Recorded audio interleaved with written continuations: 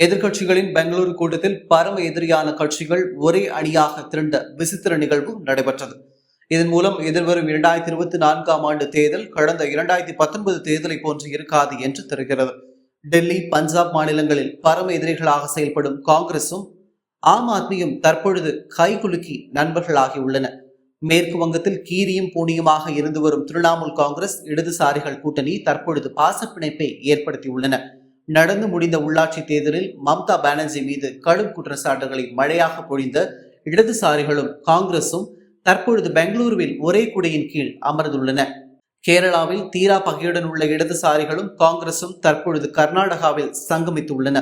சித்தாந்த ரீதியில் பாஜகவோடு ஒத்துப்போகும் காவி கட்சியான சிவசேனா கதர் முகாமில் அணிவகுத்துள்ளது.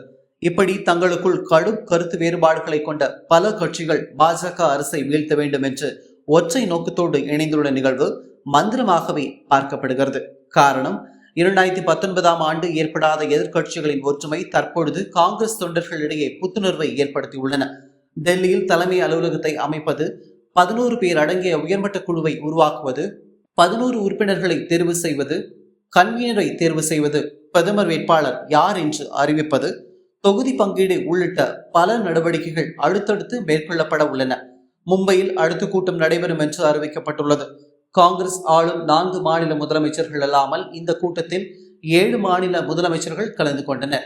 தமிழ்நாடு, பீகார், ஜார்க்கண்ட், மேற்கு வங்காளம், டெல்லி, பஞ்சாப், கேரளா உள்ளிட்ட மாநிலங்களின் முதலமைச்சர்கள் கலந்து கொண்டனர். சோனியா காந்தி, ராகுல் காந்தி, மல்லிகார்ஜுன கார்கே, மு.க. ஸ்டாலின், மம்தா பானர்ஜி, லாலு பிரசாத் யாதவ், நிதிஷ்குமார், அரவிந்த் கெஜ்ரிவால், அகிலேஷ் யாதவ், சரத் பவார், பிரகாஷ் காரத், டி ராஜா, உத்தவ் தாக்கரே, மெஹபூபா முப்தி, பாரூக் அப்துல்லா உள்ளிட்ட நாடு முழுவதும் அறியப்படும் பிரபல தலைவர்கள் கலந்து கொண்டனர். எதிர்க்கட்சிகளின் இந்த எழுச்சி எத்தகைய விளைவை ஏற்படுத்தும் என்பதை பொறுத்திருந்துதான் பார்க்க வேண்டும்.